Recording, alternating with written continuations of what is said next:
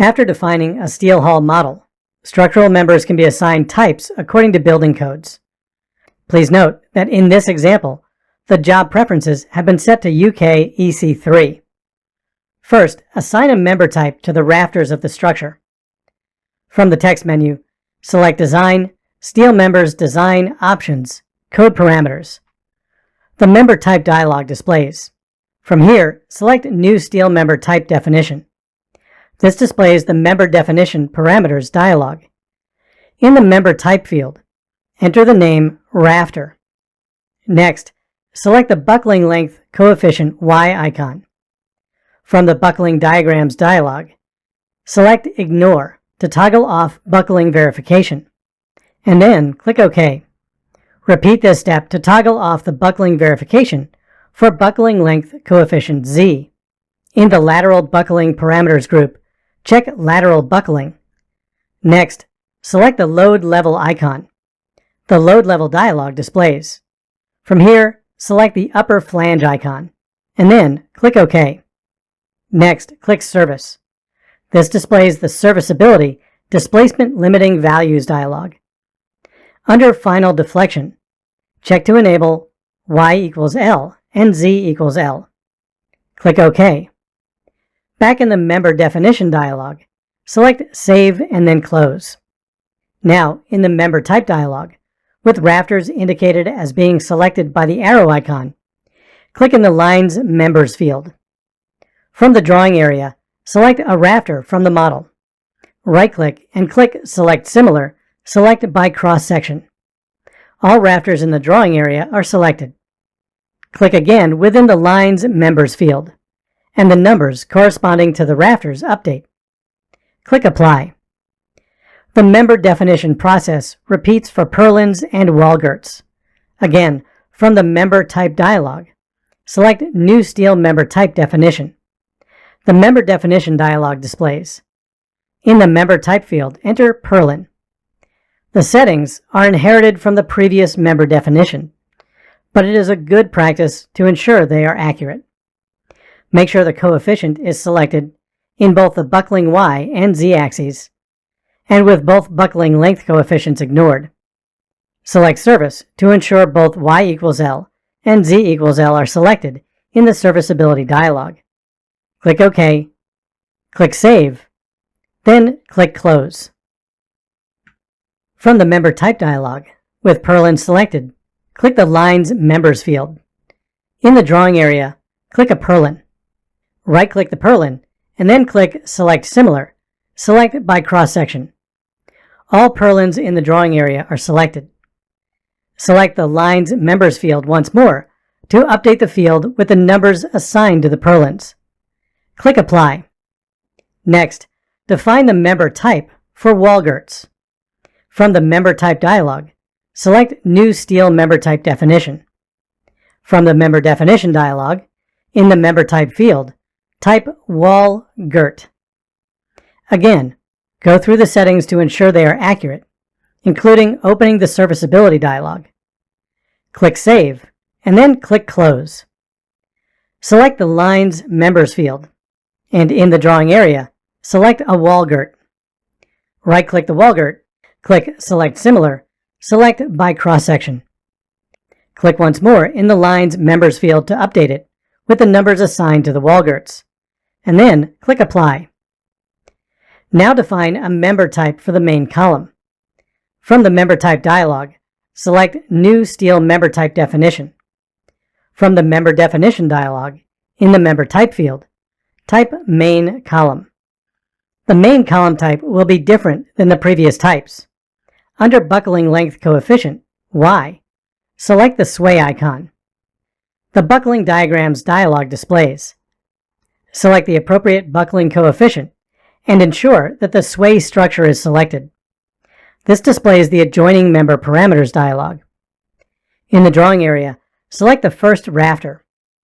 Now, in the Adjoining Member Parameters dialog, under Other End Supported method, select the appropriate end support method. Click OK. The dialog closes. Return to the Member Definition dialog. Under the Building Length Coefficient Z, select the Buckling Curve Z icon. From the Buckling Diagrams dialog, select the appropriate buckling type and select Non-Sway Structure. Click OK to close the dialog. Again, from the Member Definition dialog, under Later Buckling Parameters, toggle off Lateral Buckling. Next, click Service. This displays the Serviceability dialog. Under Member Deflection, uncheck both Y equals L and Z equals L. Under Node Displacements, check X equals L and Y equals L. Click OK to close the dialog. In the Member Definition dialog, click Save and then click Close. Now it's time to apply these settings to the structure. From the Member Type dialog, ensure Main Column is selected. In the Lines Members field, delete any text present. With the text field selected, in the drawing area, select a column and right-click. From the contextual menu, click Select Similar, select by cross-section. All columns are selected. However, because the gable wall columns require different definition, they need to be removed from the selection. Click and drag a bounding box over the gable wall columns to deselect them. Be sure to remove the gable wall columns from both sides of the structure. Next, from the Member Type dialog, click in the Lines Members field to update it with the column numbers. Click Apply. Still in the Members Type dialog, click New Steel Member Type Definition. From the Member Definition dialog, in the Member Field Type, type Gable Column. Under Buckling Length Coefficient Y, select the Sway icon. This displays the Buckling Diagrams dialog. Select the appropriate buckling type. Then, click OK to close the dialog. Next, under Buckling Length Coefficient Z, select the Non-Sway icon. From the Buckling Diagrams dialog, enable Sway Structure, and ensure the appropriate type is selected. Click OK to close the dialog. Select Service. In the Serviceability dialog, ensure the settings are accurate, and then click OK. Back in the Member Definition dialog, click Save, and then click Close. To apply these settings to the gable wall columns, in the Member Type dialog, select the Lines Members field, and then, in the drawing area, click and drag a bounding box to select the first iteration of gable wall columns. Individually select the remaining columns from the other side of the structure. The Lines Members field updates with the number of gable wall columns. Click Apply. Finally, apply the predefined simple bar to the bracing bars. From the Member Type dialog, select Simple Bar. Again, click in the Lines Members text field, and in the drawing area, select and right-click a bracing bar. From the contextual menu, click Select Similar, select by cross-section. With all the bracing bars selected, click again in the Lines Members field to update it with the numbers of the bracing bars. Click Apply and then click Close. To verify the settings, you can toggle on a colored legend. To do this, from the text menu, select View Display. This opens the Display dialog. From the menu, select Bars, and then select Member Types, Legends by Colors. Click Apply. The structure is now color-coded based on the definition of the member types, and a legend appears in the drawing area. Close the dialog. You can also verify the settings within a table. From the text menu, select View Tables. This displays the Tables, Data, and Results dialog. Select Bars from the list, and under Table Opening Mode, select Full Table. Click OK.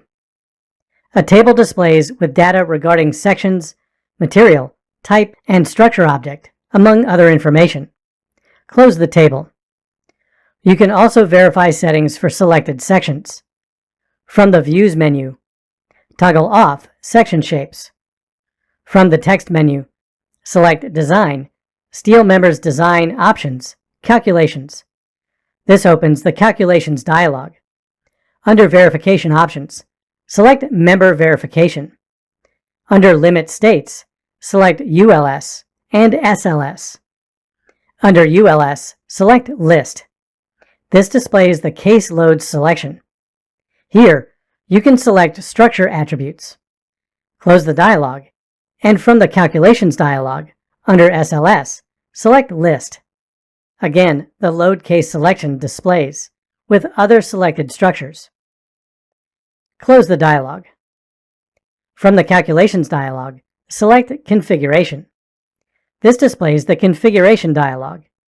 Advanced parameters can be modified here, including the number of calculated points and the method of calculating interaction factors. Click OK to close the dialog. After the settings have been modified, in the Calculations dialog, select Calculations. This displays the Member Verification dialog. After a few moments of calculating, the results display in the Messages tab. Inspect the messages before proceeding with the design. Select Analyze to display a histogram. Minimize the Member Verification dialog to inspect the results. Close the histogram, and then maximize the verification dialog again.